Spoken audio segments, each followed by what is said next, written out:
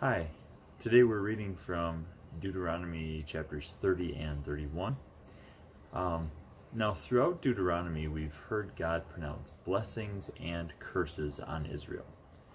These are the good things God would give them when they followed Him, and also the bad things that would happen to them when they did not follow Him. Now in chapter 30, Moses describes more of the detail.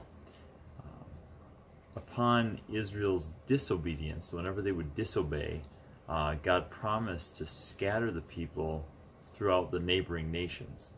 But He says that if they return to Him, He would gather them back, even from the furthest reaches. Even if they're, He says, if their outcasts are in the uttermost parts of heaven. That's literally as far as they could imagine. Little h heaven is the sky, the universe, whatever's out off of the earth. And we're talking about like light year distances here, the furthest reaches of outer space. It's obviously hyperbole, as there was no space travel back then, but today you might take it literally. People go out in outer space, right? Not only is He going to bring them back when they turn and obey, but He promises to prosper them in greater ways than He did to the generations before them. Furthermore, the curses that He had previously pronounced on them, it says that He would turn back on their enemies. He then tells Israel that following God's commandment is not impossible for them. He uses this idea of heavenly distances again, to say that the law is not so far away that they cannot retrieve it. In fact, it's there with them. He says it's inside them, in their heart, in their mouth. He reiterates at the end of chapter 30 some of the details of how He blesses obedience and curses disobedience. He tells them that the choice is theirs, to live or to die, to be blessed or cursed. And then Moses instructs them to make the right choice. Choose life, choose blessing.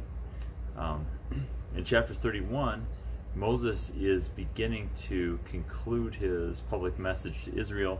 He informs them that he's not able to cross the Jordan River with them, but that Joshua will go with them as their head. In verses 6 through 8 of chapter 31, Moses gives a speech that is both inspiring and motivational. He says, "Be strong and courageous. Do not fear or be in dread of them, for it is the Lord your God who goes with you. He will not leave you or forsake you." Then he reiterates this directly to Joshua in the presence of Israel, saying, "Be strong and courageous, for you shall go with this people into the land that the Lord has sworn to their fathers to give them, and you shall put them in possession of it. It's the Lord who goes before you. He will be with you. He will not leave you or forsake you. Do not fear or be dismayed." The victory was already theirs. Recently I watched the Super Bowl where the LA Rams beat the Cincinnati Bengals. In his post-game interview, the Rams wide receiver Cooper Kupp, who won the game's MVP award, said that he received a vision from God a few years earlier. He said that in his vision they were going to win the Super Bowl and he was going to be the MVP, which all came true. But here's what was interesting. He said that it was already written. He just had to play free, knowing that they were going to win. And I thought it was profound that he said he was playing from victory, not for it. And that's exactly what Moses is telling Israel and Joshua here. To fight from victory, not fight for it. To be confident and courageous because the outcome was certain. It was already determined. It was not something they needed to earn or achieve. God was taking care of it Himself. God had proven that He could do it by the things they'd seen already in the desert, and the battles they had already won. And He promised that He would do it.